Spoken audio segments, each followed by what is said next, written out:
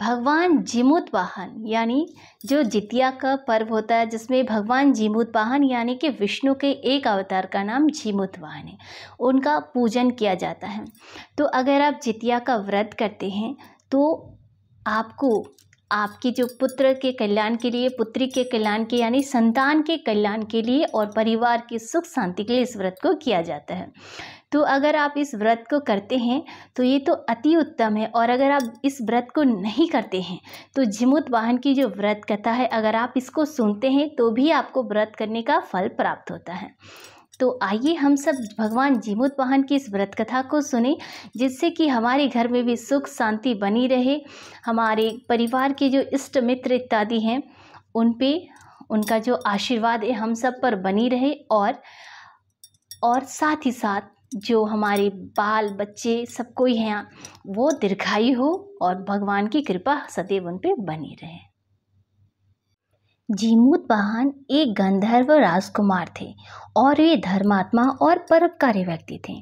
जितिया व्रत के दिन उनकी पूजा की जाती है। आइए जितिया व्रत से जुड़ी कुछ खास बातें जानते हैं। जीमूत वाहन के पिता का नाम शालिवाहन था और माता का नाम सैब्या था। जीमूत वाहन ने अपने पिता के राजपाट को छोड़कर वन में जाकर रहने का फैसला किया था। वन में रहते हुए एक दिन जीमूत वाहन को एक वृद्धा मिली जो नागवंश से थी और रो रही थी। जब जीमूत वाहन ने उससे रोने का कारण पूछा तो उसने बताया कि पक्षीराज गरुड़ से नागों को परेशानी है।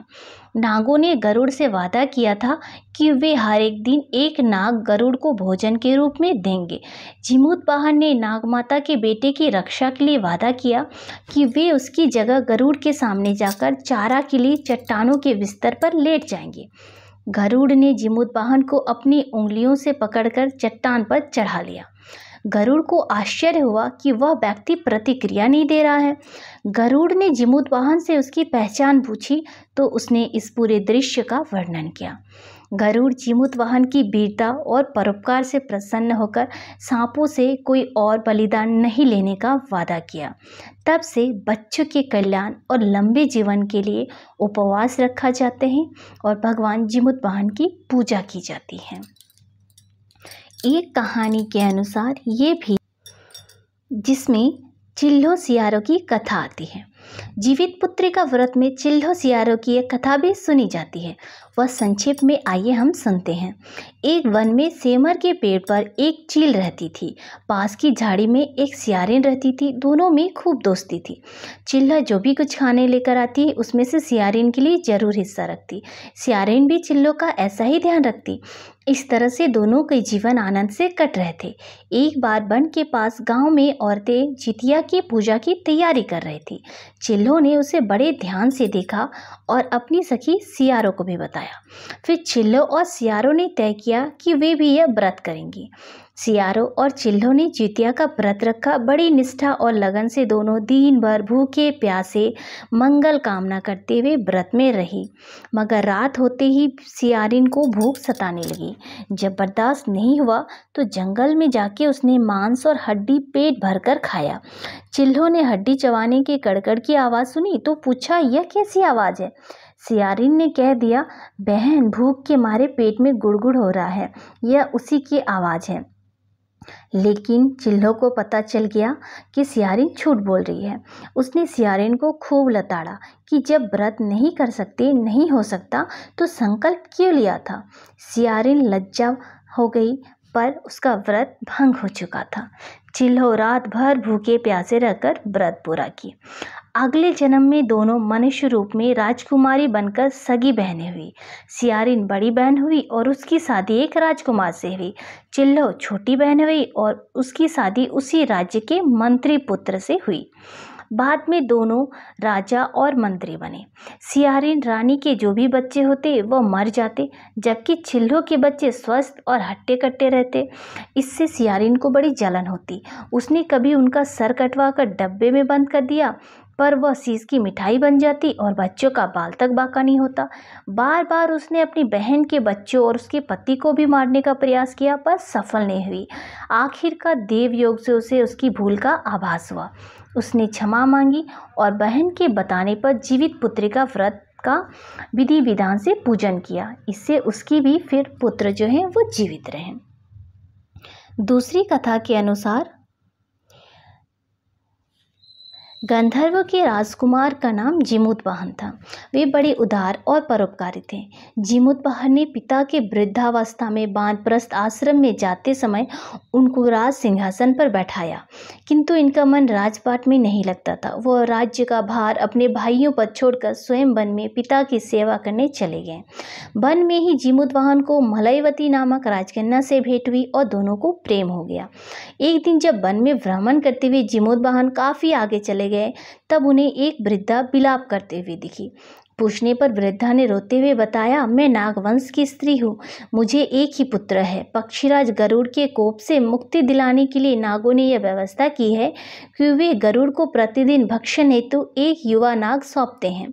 आज मेरे पुत्र शंखचूड़ की बलि का दिन है। आज मेरे पुत्र के जीवन पर संकट है और थोड़ी देर बाद ही मैं पुत्र विहीन हो जाऊंगी। एक स्त्री के लिए इससे बड़ा दुख क्या होगा कि उसके जीते जी उसका पुत्र न रहे। जीमूतवाहन को यह सुनकर बड़ा दुख हुआ। उन्होंने उस वृद्धा को आश्वस्त करते हुए कहा, डरो मत, मैं तुम्हारे पुत्र के प्राणों की रक्षा करूंगा। आज उसके स्थान पर स्वयं मैं अपने आप को उसके लाल कपड़े में ढककर वैद्यशिला पर लेटूंगा ताकि गरुड़ मुझे खा जाए, पर तुम्हारा पुत्र बच जाए। इतना कहकर जीमूतवाहन ने शंखचूड़ के हाथ से लाल कपड़ा लिया और वे उसे लपेटकर गरुड़ को बलि देने के लिए चुनी गई वैद्यशिला पर लेट गए। नियत समय पर गरुड़ बड़े वेग से आए और वे लाल कपड़े में ढके जीमूतवाहन को पंजे में दबोचकर पहाड़ के शिखर पर जाकर बैठ गए। गरुड़ ने अपनी कठोर चोंच का प्रहार किया और जीमूतवाहन के शरीर से मांस का बड़ा हिस्सा नोच लिया। इसी पीड़ा से जीमूतवाहन की आंखों से आंसू बह निकले और वह दर्द से कराहने लगे। अपने पंजे में जकड़े प्राणी की आंखों में आंसू और मुंह से करा सुनकर गरुड़ बड़े आश्चर्य में पड़ गए, क्योंकि ऐसा पहले कभी नहीं हुआ था। उसने जीमूतवाहन का परिचय पूछा। जीमूतवाहन ने सारा किस्सा कह सुनाया कि कैसे एक स्त्री के पुत्र की रक्षा के लिए वह अपने प्राण देने आए हैं। आप मुझे खाकर भूख शांत करें। ऐसा सुनकर गरुड़ उनकी बहादुरी और दूसरे की प्राण रक्षा के लिए स्वयं का प्राण देने की हिम्मत से बहुत प्रभावित हुए। उन्हें स्वयं पर पछतावा होने लगा। वह सोचने लगे कि यह एक मनुष्य है जो दूसरों के पुत्र की रक्षा के लिए स्वयं की बलि दे रहा है, और एक मैं हूँ जो देवों के संरक्षण में हूँ किंतु दूसरे की संतान की बलि ले रहा हूँ। उन्होंने जीवनवाहन को मुक्त कर दिया। गरुड़ ने कहा, हे उत्तम मनुष्य, मैं तुम्हारे भावना और त्याग से बहुत प्रसन्न हूँ। मैंने तुम्हारे शरीर पर जो घाव किए हैं मैं उसे ठीक कर देता हूँ। तुम अपनी प्रसन्नता के लिए मुझसे कोई वरदान मांग लो। राजा जीमूतवाहन ने कहा कि हे पक्षीराज, आप तो सर्वसमर्थ हैं। यदि आप प्रसन्न हैं और वरदान देना चाहते हैं तो आप सर्पों को अपना आहार बनाना छोड़ दें।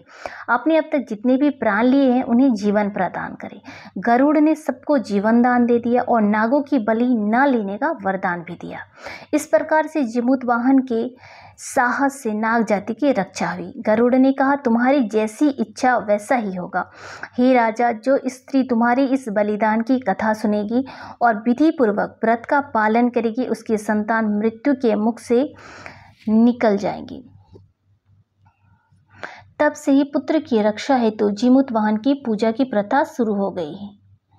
वह कथा कैलाश पर्वत पर भगवान शंकर ने माता पार्वती को सुनाई थी। जीवित पुत्रिका देने के लिए भगवान श्री गणेश, माता पार्वती और शिव जी की पूजा और बताई गई व्रत कथा भी विधि पूर्वक सुननी चाहिए।